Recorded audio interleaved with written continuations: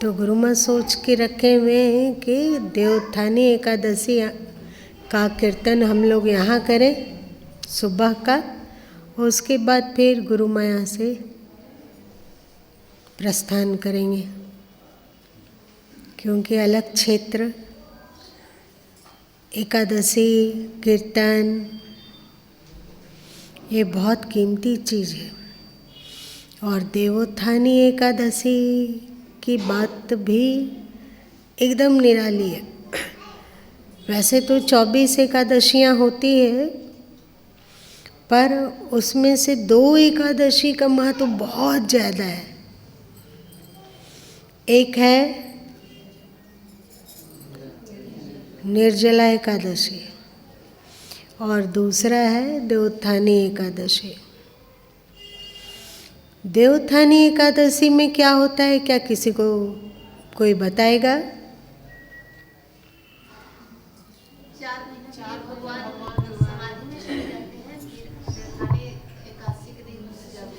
ऐसी मान्यता है, ऐसी मान्यता है।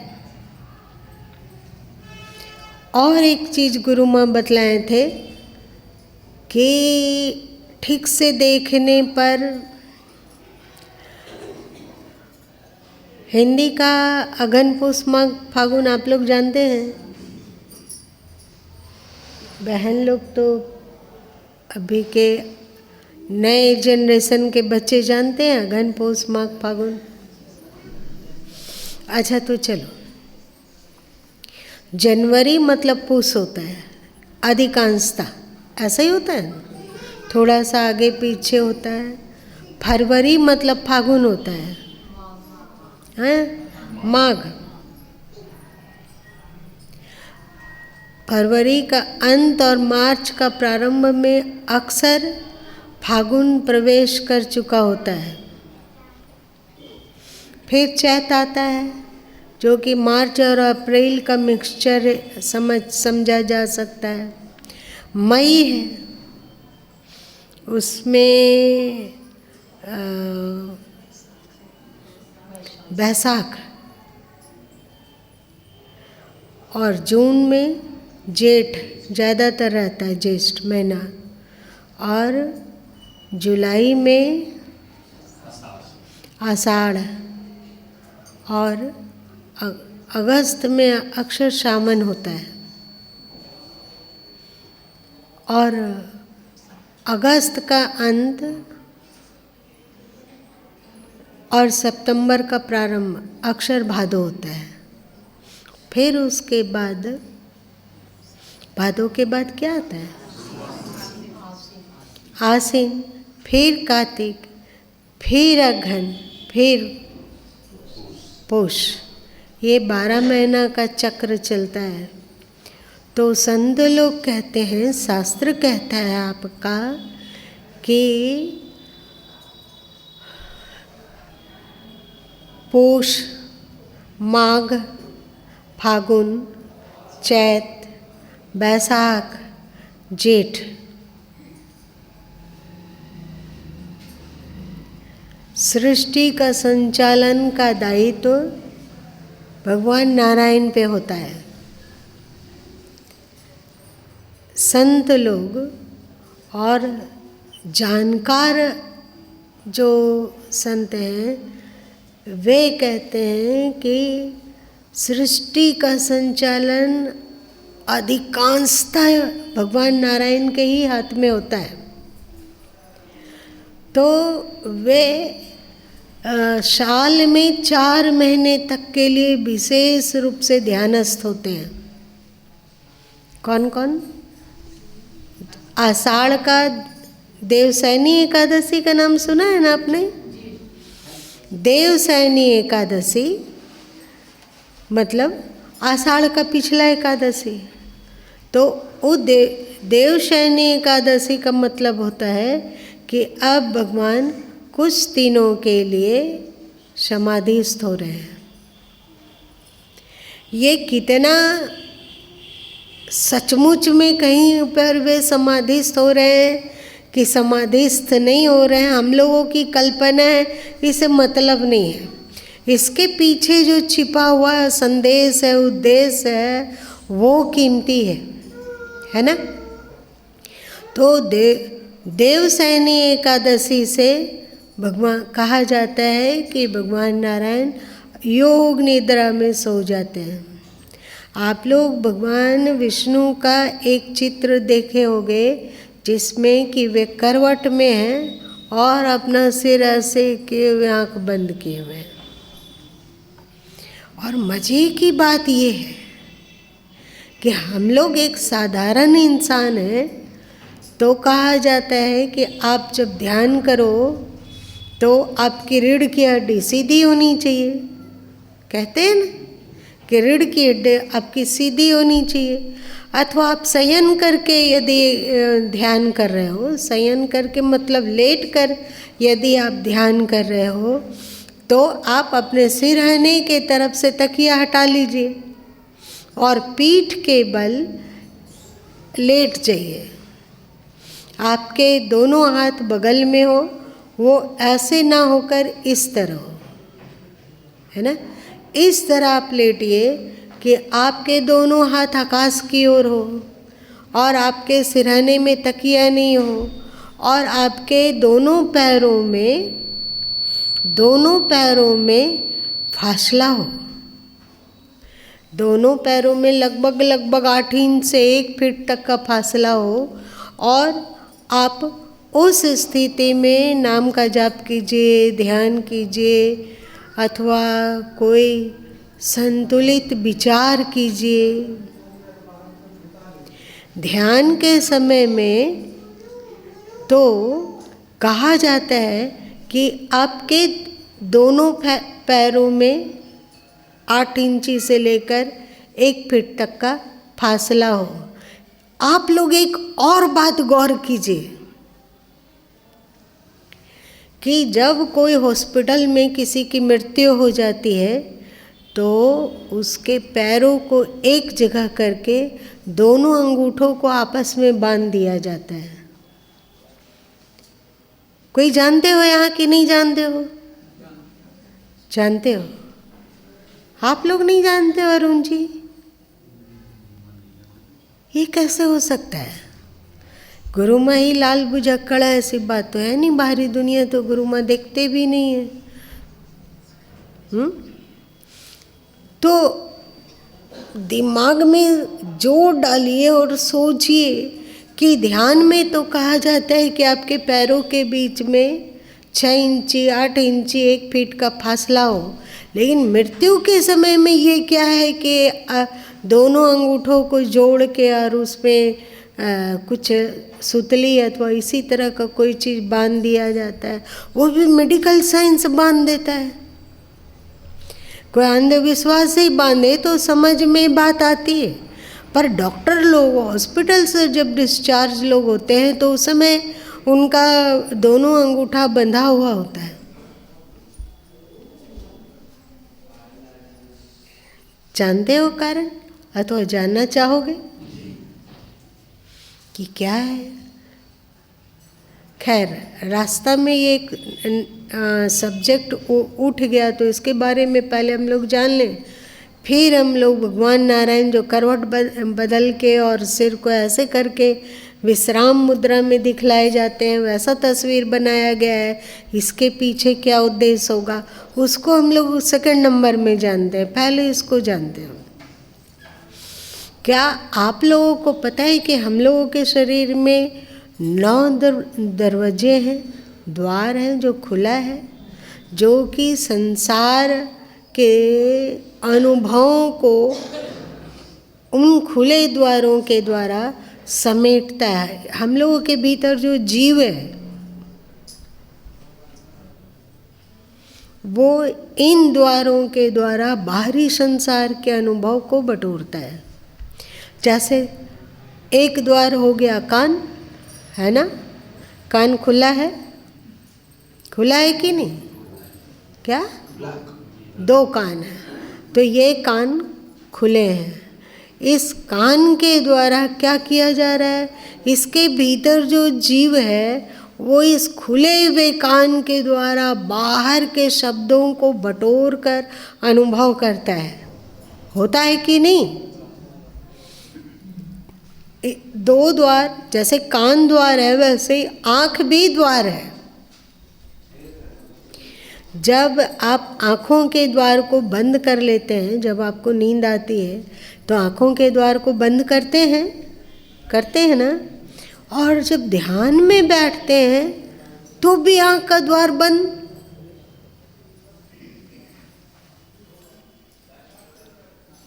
जब आप गहरी नींद में सोते हैं तो आँख का द्वार बंद हो जाता है, तो आप बाहर के दृश्य वाला अनुभव नहीं अपने भीतर ले जा सकते हैं, सही ना।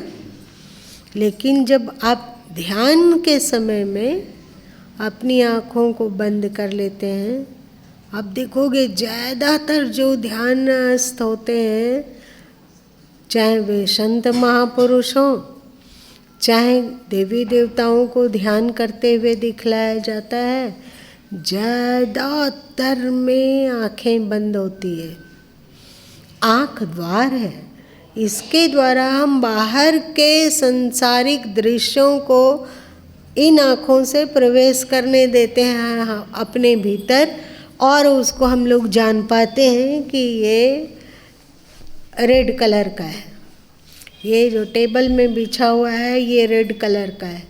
ये अनुभव हमारे पास कहाँ से आया? आँखों के द्वारा आया ना। ये द्वार है, इसके द्वारा हम बाहर का दृश्य को, बाहर के रंग रूप को अपने भीतर में लेते हैं। और ध्यान के समय में आंखें बंद होती है, वो इसलिए कि अभी हम बाहर के दृश्यों को अंदर नहीं लेना चाहते हैं। इन द्वारों के द्वारा बाहरी दृश्य को अपने भीतर प्रवेश नहीं करने देना चाहते हैं। आंखें बंद होती है और हम अपने भीतर से परिचित होना चाहते हैं। क्लिष्ट हो रहा है ना।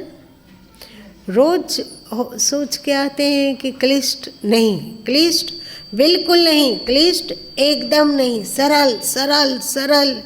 लेकिन आप लोगों में से कोई ना कोई जादू है आप लोगों में। मेरा सार सोची भी सब बात फेल हो जाती है। आप लोग सामने आते हैं तो फिर वही वाला आ जाता है, मतलब आप लोग जादू करते हैं। इसलिए क्लिष्ट सब्जेक्ट चुना जाता है। अभी तो कल्पना भी नहीं थी कि इस तरह की चर्चा होने वाली है अथवा इस तरह की चर्चा करनी है, ये कल्पना भी नहीं था, दिमाग के किसी कोने में नहीं।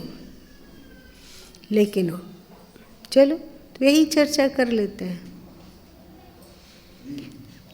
अगर आप लोगों को लग रहा है कि ये थोड़ा ज़्यादा क्लिष्ट हो रहा है, थोड़ा सरल होता तो अच्छा है, तो वो बदला जा सकता है। अभी सब्जेक्ट आ जा रहा है।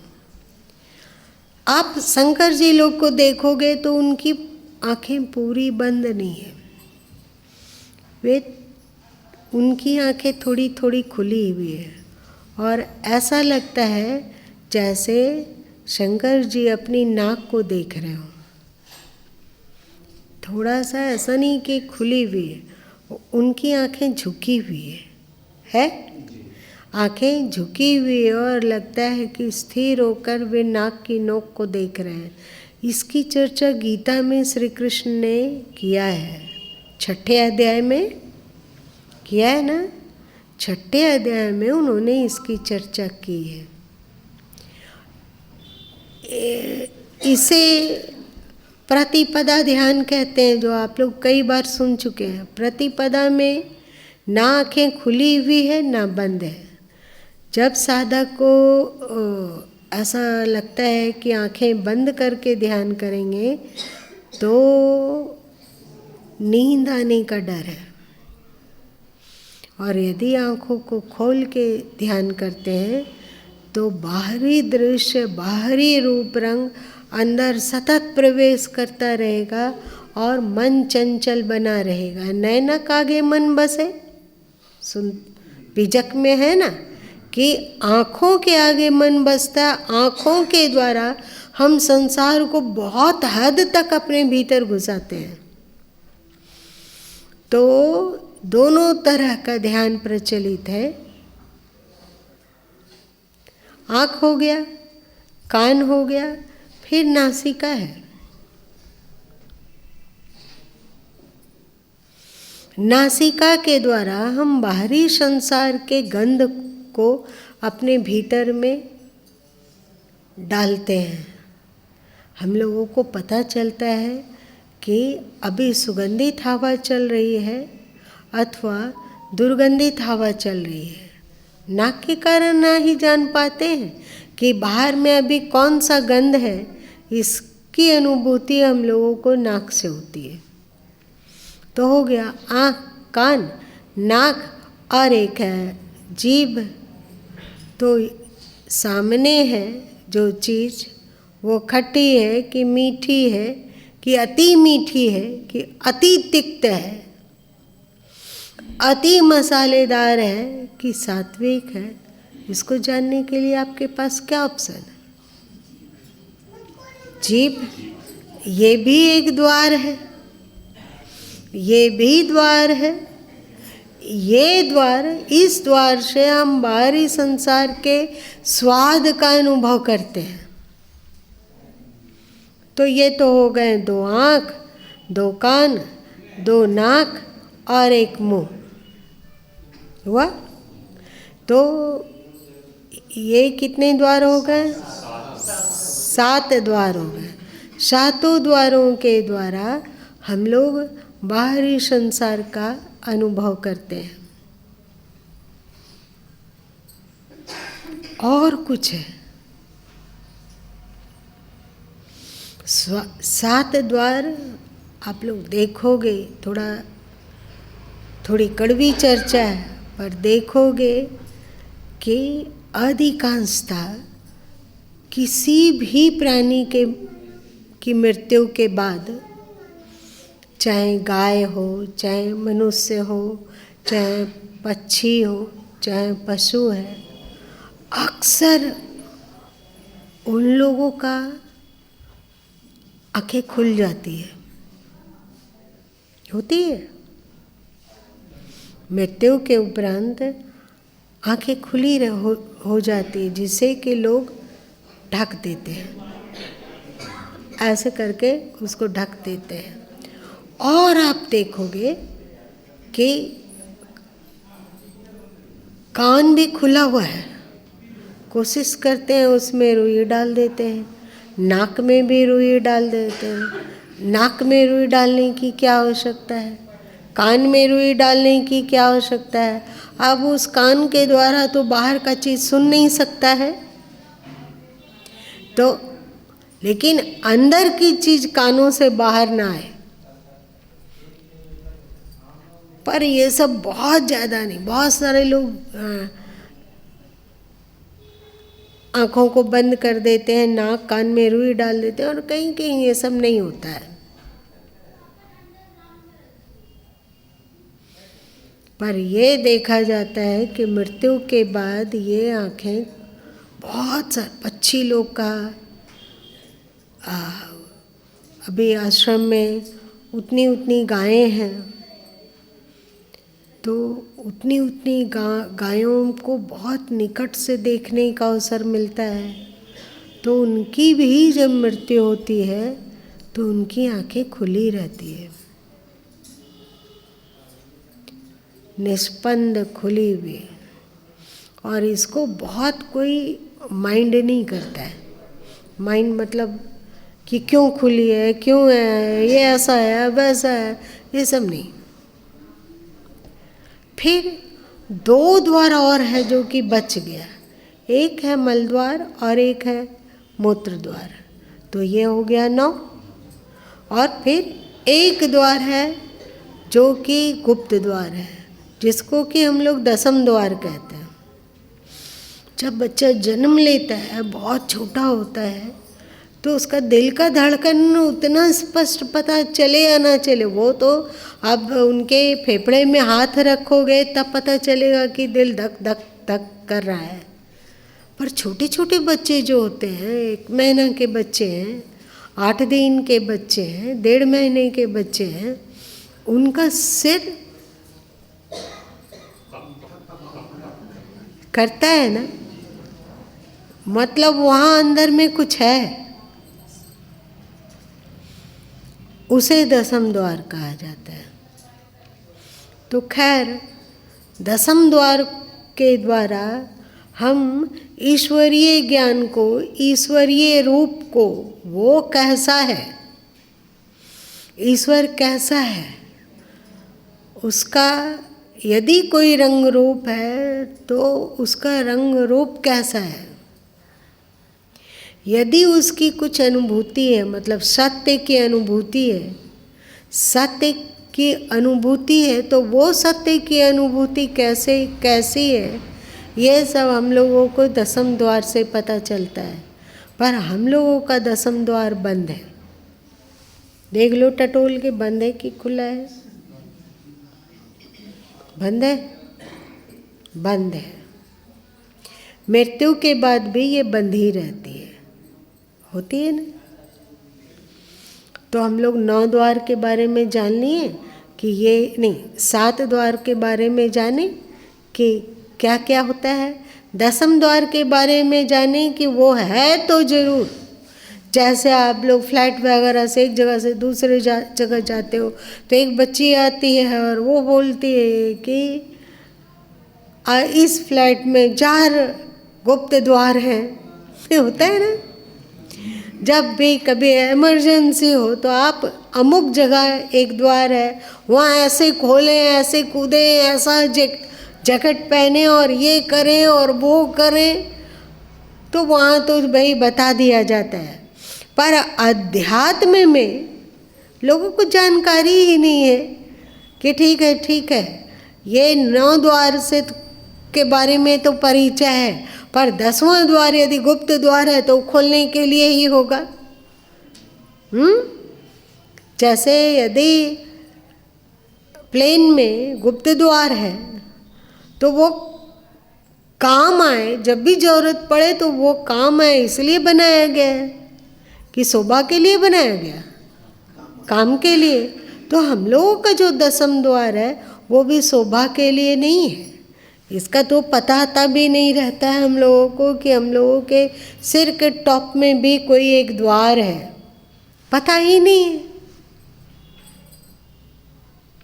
आप सब सत्संग सुनते हैं इसीलिए आपको ये सब पता है, और जो सत्संग नहीं सुनता है क्या उसे ये बात पता होगी? एकदम नहीं पता है।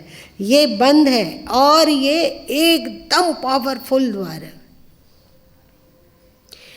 यदि कोई योग के द्वारा, ध्यान के द्वारा इस द्वार को सक्रिय कर पाए तो बाहर में जो ईश्वर फैले हुए हैं, पसरे हुए हैं, वे सर्वव्यापी हैं, और बाहरी दुनिया में सत्य क्या है इसका अनुभव इस द्वार से होता है। मेरी बात सुन के अथवा किसी संत की बात सुन के अथवा गीता की बात सुन के आप सत्य का अनुभव नहीं कर सकते हैं, सत्य की जानकारी ले सकते हैं। मेरी बात समझ में आ रही है नहीं?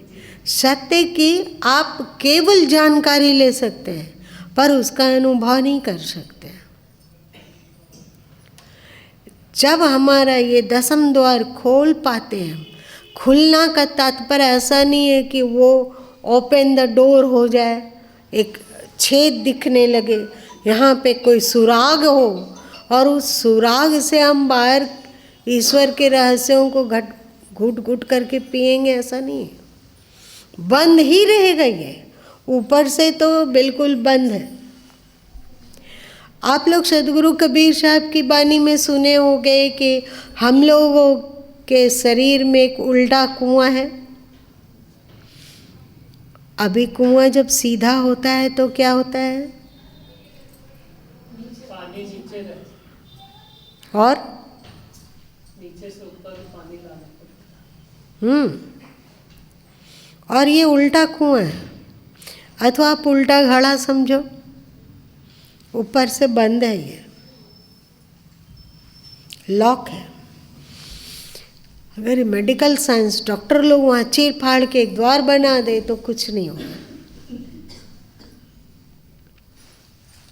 ये ऐसा गुप्त द्वार है, इसके द्वारा आप जो सर्वव्यापी ईश्वर सत्ता है उसका भी अनुभव कर सकते हैं, और आपके भीतर जो आत्मा के रूप से परमात्मा है उसका भी अनुभव कर सकते हैं। बेहद कीमती द्वार है तो, पर हम लोगों को उस द्वार के बारे में पता नहीं है और उस द्वार का हम लोग उपयोग करना भूल गए हैं। शायद हजारों साल बीत गए हैं। तो भूल गए हैं 10वां द्वार, और 10वां द्वार का महत्व भौतिक जगत से बहुत कम है। आध्यात्मिक जगत में 10वां द्वार का बहुत महत्व है, बहुत कीमत है इसका। अब बच गया मलमूत्र का द्वार। एक बात आपको बताते हैं कि जब किसी की मृत्यु होती है, खास करके मनुष्य की, तो हम लोग जानते हैं कि हम लोगों के इर्द गिर्द आस-पास बहुत सारे असंख्य जीवाणु है और साथ साथ में हम लोग सोचते हैं कि इस घर में भूत रहता है, कि उस घर में ये रहता है। ये सब बातें बकवास है। आपको जानकर ये आश्चर्य होगा कि हम लोग भौतिक जगत को जान रहे हैं कि ये है, ये स्पेस है। इसी में एक सूक्ष्म जगत भी सक्रिय है। आदमी उस सूक्ष्म जगत में झांक नहीं सकता है। आपको ये आश्चर्य होगा कि पृथ्वी से लगभग 4 फीट की ऊंचाई पर असंख्य जीवाणु है, असंख्य आत्माएं हैं जो अपना सूक्ष्म शरीर को लेकर डोल रही है। जैसे जैसे उनका वो दुखपूर्ण स्थिति समाप्त होता है तो उसे कहीं न कहीं जन्म मिलता जाता है। इसी विस्तारित व्यापक जो पवित्र आत्माएं हैं अथवा मलिन आत्माएं हैं, इन दोनों का वास है इसी धरती पर। हम उसे नहीं देख पा रहे हैं, वे हमें बहुत नहीं देख पा रहे हैं, परंतु हम लोगों की तुलना में वो ज़्यादा देख पा रहे हैं, क्योंकि उनका सूक्ष्म शरीर सक्रिय है ना। हम लोग के पास एक स्थूल शरीर है, तो हम कितना भी जोर से दौड़े, पीटी ऊषा भी बन जाए,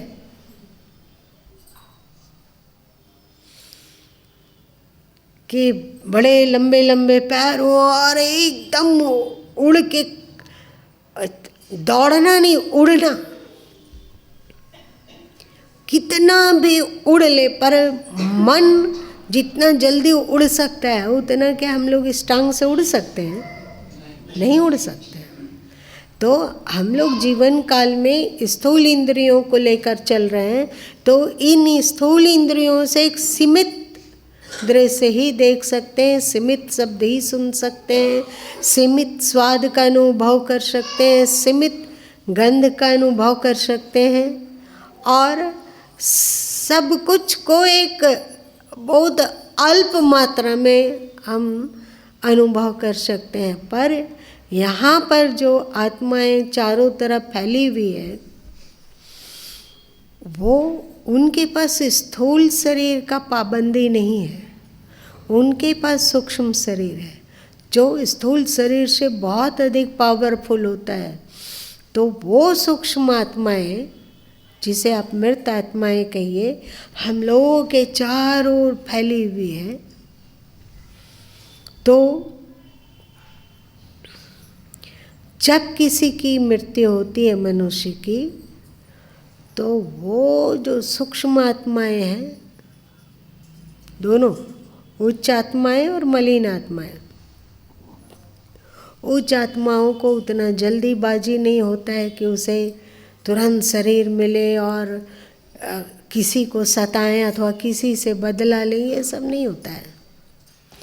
पर मलिन आत्माएं ऐसी होती है।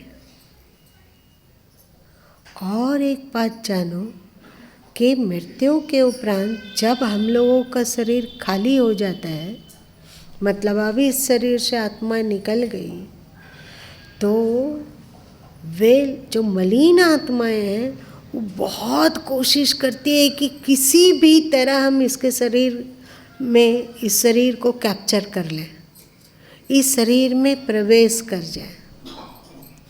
पर क्योंकि वो आत्माएं मलिन है तो आँख से प्रवेश नहीं कर सकती है, क्योंकि ये अंग उत्तम है, हमारे उत्तम अंग है ना। आँख से वे आत्माएं प्रवेश नहीं कर सकती है, कान से नहीं कर सकती है, नाक से नहीं कर सकती है, मुख से नहीं कर सकती है और रोम छिद्रों से नहीं कर सकती है। वे उन मलिन आत्माओं को किसी भी शरीर में डेरा डालने का दो पावरफुल मार्ग है, वो है मलमूत्र का मार्ग। तो वो मलिन जीवात्माएं इन मलिन द्वारों से किसी के भी शरीर में सहजतापूर्वक डेरा डाल सकते हैं। इसलिए मृत्यु के उपरांत पैरों के दोनों अंगूठों को जोड़कर रस्सी से बांध दिया जाता है। डॉक्टर लोग ऐसा क्यों कर रहे हैं शायद उनको पता नहीं है, क्योंकि ये प्रचलन है इसलिए ये कंटिन्यू हो रहा है। नहीं भाई, आप पैर के अंगूठे दोनों जोड़ के बांधे ऐसा, पर क्यों बांधा जा रहा है इसको लोग नहीं जानते हैं। ये दोनों मलिन द्वार से जो वातावरण में फैले हुए, पसरे हुए मृत मलिन आत्माएं हैं, वो किसी के भी शरीर में डेरा डाल सकती है। इसलिए दोनों पैरों को मिला के लॉक कर दिया गया। अब आसान नहीं है। तो अब वे मलिन द्वार इतने ओपन नहीं हैं कि उससे कोई मलिन जीवात्मा अंदर प्रवेश कर सके, ये संभव नहीं है। इसलिए दोनों पैरों के अंगूठे को मिला के बांध दिया जाता है।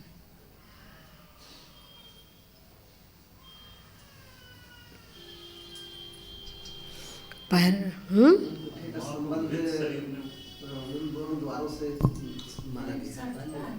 क्या शरीर में ही माँ ये आत्माएं, मलिन आत्माएं क्यों प्रवेश करना चाहती हैं? क्योंकि उसको शरीर चाहिए और वो खाली घर है। पता है क्या आधे घंटे आप वो 1 घंटा काफ़ी नहीं है। आप एक चीज़ देखिए, जो घर खाली रह जाता हो बहुत दिन तक, 5 साल 10 साल 15 साल आप उस घर को खोले ही नहीं, वहाँ पर एक झोल झक्कड़ भर गया, अजीब डरावना डरावना झोल। झोल मतलब समझते नहीं इसको क्या कहते हैं? जाला, जाला, वही बात। तो आप अपने ही कमरे में एक ऐसा कमरा लीजिए जिसमें आप 4 साल 5 साल 6 साल तक उसको बंद करके छोड़ दीजिए। उसके बाद 5-6 साल के बाद खोल के देखिए कि क्या क्या हो रहा है वहाँ। एक बात और आप ध्यान दीजिए, पता है गुरु महाराज सो दिशा से कहाँ किस दिशा की ओर चले गए हैं, परंतु जानकारी तो मिल रही है, बोध तो मिल रहा है। इन बोध को आप चाहिएगा कि किसी ग्रंथ में ढूंढ लें तो ढूंढते रह जाइएगा, नहीं आप ढूंढ सकेंगे। एक बात और देखिए, जिस घर में आदमी लोग रहते हैं वो घर जल्दी झड़झड़ नहीं होता है। आप लोग को अनुभव है? झड़झड़ नहीं, झड़झड़ मतलब क्या होता है? कमज़ोर नहीं होता है कि वहाँ पर गिर रहा है, वहाँ पलस्तर छोड़ रहा है, यहाँ पर ढक ढक हो गया, वहाँ ढक ढक हो गया, ऐसा कुछ नहीं होता है। और आप किसी घर को 10 साल तक के लिए बंद करके छोड़ दीजिए, नया घर बंद करके छोड़ दीजिए,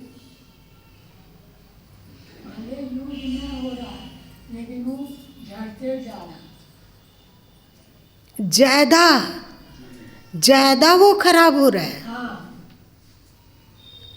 ये बात क्या है इसके पीछे?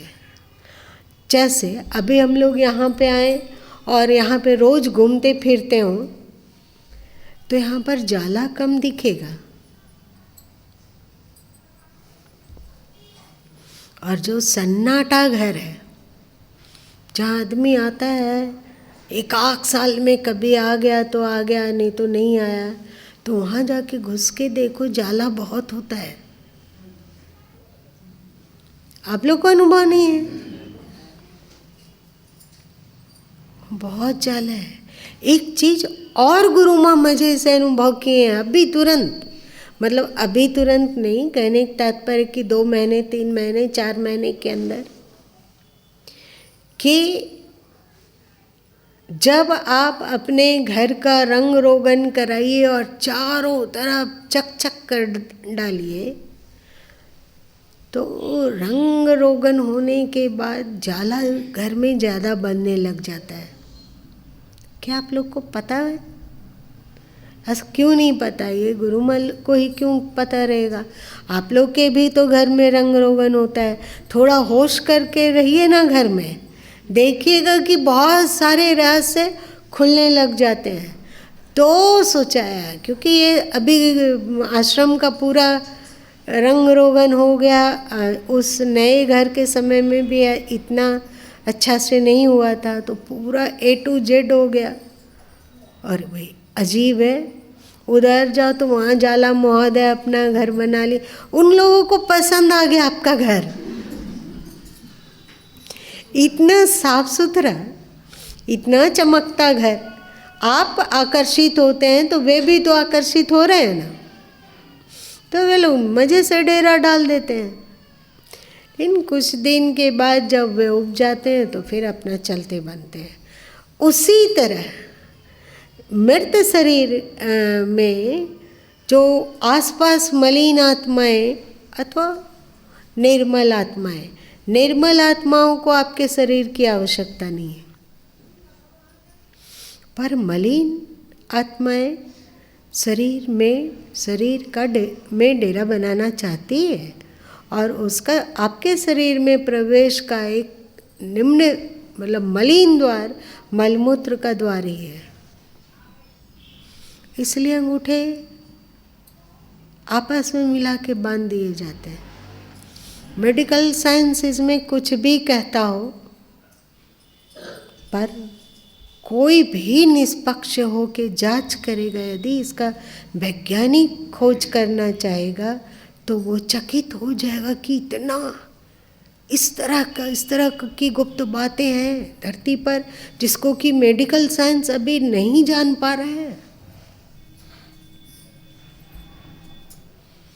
चलिए, एक क्वेश्चन का तो समाधान हो गया, क्योंकि मेरा समय भी हो गया है। बाकी बच गया कि हम लोगों को तो कहा जाता है कि भाई आप ध्यान में बैठते हो, पाठ करते हो, तो रीढ़ की हड्डी को सीधी करके बैठिए, जिससे कि ऊर्जा का बढ़िया से प्रस्फुटन हो, है ना। ऊर्जा आबाद गति से एक जगह से दूसरी जगह जा सकते हैं। जब आप शयन करके ध्यान कर रहे हो, मतलब लेट कर ध्यान कर रहे हो, तो शवासन में जाइए। तो अपने सिर के पीछे से तकिया को हटाना एकदम मोस्ट इम्पोर्टेंट। क्यों? क्योंकि यदि आपका तकिया रहता है तो गर्दन ऐसे हो जाता है, होता है ना। तो हम लोगों की जो रीढ़ की हड्डी है, उसमें जितना धारा प्रवाह आना जाना संभव हो पाता, वो नहीं हो पाता है। तो आपकी रीढ़ की हड्डी के सीध में आपका सिर हो, इसलिए तकिया को हटा देना होता है। एक और आप बारीक अनुभव करो, आप लोग जब साक्षी होके, दृष्टा होके ये सब देखोगे तो ये सब रहस्य केवल किसी एक संत अथवा ज्ञानी लोग के आगे खुलेगा ऐसी बात नहीं है, आप सबके आगे भी खुल सकता है। जब हम लोग शवासन में ध्यान करने जाते हैं तो हम लोगों का जो रीढ़ है सो और सिर, उसमें से समानांतर होता है कि कुछ गोलमाल है? अगर गोलमाल है तो वो क्या गोलमाल है, जल्दी से बताओ।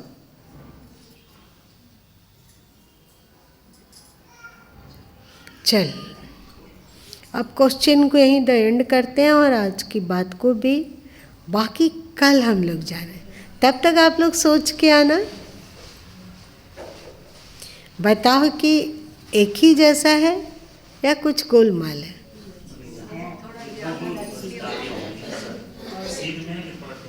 थोड़ा सा पीछे सिर ज्यादा होगा।